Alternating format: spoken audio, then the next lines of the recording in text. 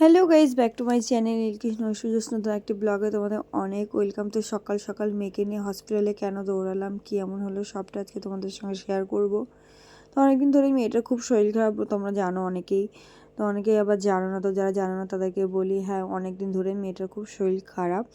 তো সেই জন্য আজকে সকালবেলা ডাক্তারের কাছে নিয়ে গেছিলাম। তো ডাক্তারের কাছে নিয়ে গিয়ে ডাক্তার মেয়েকে না দেখে ওখান থেকে হসপিটাল পাঠিয়ে দিল। তো সমস্যাটা কি হয়েছে সেটা তোমাদের সঙ্গে আজকে বলি। অ্যাকচুয়ালি আগে যে সমস্যাটা ছিল সেই সমস্যাটা আমি ফার্স্টে জ্বর হলো, তারপর পেটে প্রবলেম হলো, তো তারপর একটার পর একটা ঠিক হয়েই রয়েছে। তো তারপর ঠিক এই একদিন মাঝখানে গ্যাপ গিয়ে, মঙ্গলবারটা গ্যাপ গিয়ে বুধবার থেকে আবার মেয়ের শরীর খারাপ। তো সেখানে গিয়ে ডাক্তারের কাছে গেলাম। ডাক্তার বললো যে হসপিটাল নিয়ে চলে যাও, আমরা দেখবো না। তো যেতে যেতেই রাস্তায় কুকুরের সঙ্গে সে এক কীর্তি, কারণ এই কুকুরগুলো মানে আমাদেরকে ছাড়ছে না, আবার আমরা যেতেও পারছি না, আবার ভয়ও লাগছে যে মেয়েকে নিয়ে কী করে যাবো, কারণ ওর হাতের কন্ডিশন খুবই খারাপ। আরও হ্যাঁ, মেয়ের হাতে কী হয়েছে সেটাই তোমাদের সঙ্গে আজকে ভিডিওতে শেয়ার করব। তো মেয়ের হাতে প্রচণ্ড পরিমাণে র্যাশ হয়েছে, সেটা তোমাদের পরে দেখাবো। আমি এখন আপাতত জ্যাকেট পরা। তো এই যে সিচুয়েশান, মানে আমি খুব ভয় পাচ্ছিলাম, প্লাস মেয়েটাকেও কী করবো বুঝতে পারছিলাম না। তো আশেপাশে লোক ডাকছিলাম যে একটু প্লিজ হেল্প করো, তো তারাও আসতে ভয় পাচ্ছিলো, কারণ বেবিগুলোর মাও ছিল। তো হাতে হঠাৎ ক্যামেরাটা অনই ছিল আমার, কারণ আমরা রাস্তাতে গল্প করতে করতে যাচ্ছিলাম আমি আর আমার মেয়ে, তো সেহেতু ক্যামেরাটা অনই ছিল। তো তারপরে মেয়েকে একটু এখানে দাঁড় করে দিলাম, আর এই যে ডগের মাটা, তো ওরা তিনজন মোটামুটি আমাদেরকে ঘিরে ছিল। ফার্স্টে ভীষণ ভয় পাচ্ছিলাম, একটা দাদাকে ডাকলাম যে প্লিজ হেল্প করো, তো উনিও এলো না, কারণ উনি বলছে যদি আমাকে কামড়ে দেয় তো সে একটা ব্যাপার। তো যাই হোক, ঠাকুরের নাম করে কুকুরটা, বেবি দুটো চলে গেল আর কুকুরটাও চলে গেল। তো এই বেবিগুলো কী বলতো, পা জড়িয়ে থাকে, এবার কিছু হয়তো বলে দিলাম, ছাড়তে চাইছে না। এবার আমারটাও তো বেবি, ওটাও আমাকে দেখতে হবে, কারণ আমার মেয়েকে যদি কামড়ে দেয়, আছড়ে দেয়, প্লাস ওর মা রয়েছে সঙ্গে। তো তারপর মেয়েকে নিয়ে ওখানে যা হোক করে ওখান থেকে পালালাম, ওরা দুটো ওদিকে চলে গেল, আমি এদিকে চলে এলাম।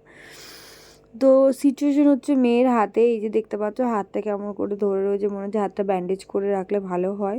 তো এরকম একটা ব্যাপার, হাতটার কন্ডিশন ভীষণই খারাপ। তো ওই জন্য ডাক্তার আর মেয়েকে দেখলো না, হসপিটাল পাঠিয়ে দিল আমাদের। সকালবেলা ডাক্তারের কাছে এসে কোনো কাজ হলো না, ডাক্তার দেখলো না, ওর একটা হাতে ইনফেকশন হচ্ছে, তোমাদের পরে গিয়ে আমি দেখাবো হঠাৎ করে।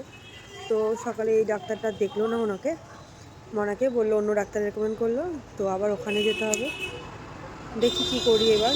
তো পাপা আসুক, হরেকৃষ্ণ আসুক, তারপর দেখছি কি করা যায়। এমন সমস্যা না, মেয়েটা হঠাৎ হঠাৎ করে এমন একটা জিনিস হয় না, বলার মতো না। রাগও হয়, আবার খারাপও লাগে। আর একটা কথা কি বলতো, সারাটা দিন রাত মেয়ে ঘুমাচ্ছে না, হাত টানে পড়ে রয়েছে, ওর ঘুমও আসছে না কারণ হাতের জন্য। মানে ভীষণ একটা বাজে সিচুয়েশন। এখানে এসে যাও, বা মেয়ে একটু খেলাধুলা করছিল, তো আমি আর ওকে বারণ করছিলাম না। ও হাতটা না একদম এই যে একটু ইয়ে করছে, তো হাতটা পুরো ভাঁজ করে রয়েছে। যখন মানে একটু ব্যথা কমছে তখন হয়তো খেলার ছোটো ভুলে যাচ্ছে, তখন এই হাতটা একটু খুলে খেলা করছে, আদারওয়াইজ হাতটা এরকম ভাঁজ করেই রয়েছে।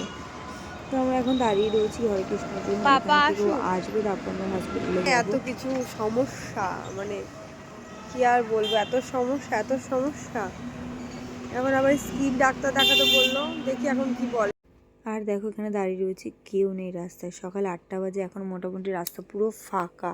তো ওখান থেকে কৃষ্ণ আমাদেরকে বাড়ি নিয়ে এলো, এনে বিছনা টিছনা গুছিয়ে, জিনিসপত্র গুছিয়ে তারপর আমরা আবার বেরোবো হসপিটালের দিকে, কারণ সকালে বেড টেডগুলো ক্লিন করে যায়নি, এত সকালে ডাক্তারও বসেনি, সেই জন্য একটু দেরি করে যাচ্ছিলাম। 9টার দিকে যেতে বলেছিল আমাদের, ওই ডাক্তারই বলে দিয়েছিল হসপিটালে চলে যেতে, আর এই ডাক্তার বসবো, তো সেখানে আমাকে দেখিয়ে নিতে।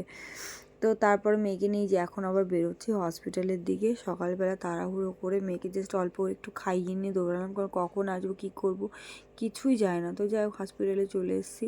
তো তারপর হসপিটালে ডাক্তার দেখালাম, স্কিন ডাক্তার দেখিয়ে তারপর ওকে বেরোলাম। তো ডাক্তার কিছু সেরকম বললো না, জাস্ট দেখলো, দেখার পরে শুধু বললো পোকা চেটেছে, কিন্তু অ্যাকচুয়ালি কিছুই হয়নি, পোকাও লাগেনি, কিছু হয়নি। এবার আমি জানি না কি হয়েছে সত্যি কথা ব্যাপারটা, ডাক্তার তো যেটা বলছে সেটা তো আমার ধারণার বাইরে। তো তারপর ওখান থেকে ডাক্তার যে ওষুধগুলো দিল, আমি ওখান থেকে একটা ওষুধ নিতে বললো, আর একটা ওষুধ বাইরে থেকে কিনতে বললো। তো সেটাই আমরা করলাম। তো এখন আমরা বাইরে দাঁড়িয়ে রয়েছি, আর এখানে কদবেলগুলো থেকে খুব ইচ্ছা করছিল, কিন্তু মোডটা একদম ভালো ছিল না। আর দেখো আমাদের এখানে কত ফুলের দোকান, প্রচুর ফুলের দোকান আমাদের দিকে। আর এখানে না অনেকটা ফুলের দাম কমও বাইরের থেকে, আমাদের শিমুরালি চাকদার থেকে। এইমাত্র জাস্ট বাড়িতে এলাম, সকাল থেকে দৌড়াচ্ছি, এখন মোটামুটি বাজে পুরো 11টা। আর এখন এইমাত্র হসপিটাল থেকে বাড়ি এলাম মেয়েকে নিয়ে। তো ডাক্তার ওষুধ আর মলম প্রেসক্রাইব করেছে, সেগুলো কৃষ্ণ কিনে একটা ওষুধ কিনে নিয়ে এসছে, আর মলমটা কিনে হয়তো ওর কাছে আছে কি কিনতে গেছে। যাই হোক, তো সকাল সকাল কী হয়রানি, মানে কি বলবো, মেয়েকে নিয়ে একটা দিন ওর ভালো যায় না দিনগুলো, মানে একটা না একটা ওর কিছু না কিছু লেগেই থাকে, কেন জানি না, বুঝতে পারি না। মানে একটা ছাড়বে আর একটা ধরতে কতটুকু সময় নেবে, মানে একদিনও যেয়ে পারবে না, তারপর দিনও ওর আবার একটা কিছু হয়ে যায়। কী যে করি মেয়েটাকে নিয়ে, ওটাই ভীষণ টেনশনে আছি যে একটার পর একটা কিছু না কিছু হবেই, ওর হবেই মাস্ট। মানে কি বলবো, ওটাই সব থেকে বেশি বাজে লাগে যে মেয়েটা একটা দিনও ফ্রেশ থাকে না। তো যাই হোক, সকালবেলা এবার এসে এই বিছনা ঘরটাগুলো যাওয়ার আগেই এসে একটু গুছিয়ে গেছিলাম, এবার নিচেরগুলো একটু গুছাবো, কারণ নিচে এগুলো ম্যাটটা সব পাতা রয়েছে আর ঘরের বিচ্ছিরি অবস্থা হয়ে রয়েছে। তো চলো এবার এগুলো আমি ক্লিন করে তারপর আবার দুপুরে খাওয়া দাওয়া কাজে লেগে পড়ি। তো চলো দেখতে থাকো, সঙ্গে থাকো ব্লগটাতে। মুডটাও আজকে একদম ভালো নেই যে ফ্রেশভাবে কথা বলবো, সেটাও বলতে ইচ্ছা করছে না। তো চলো, কাজগুলো তো করতেই হবে, করে নিই।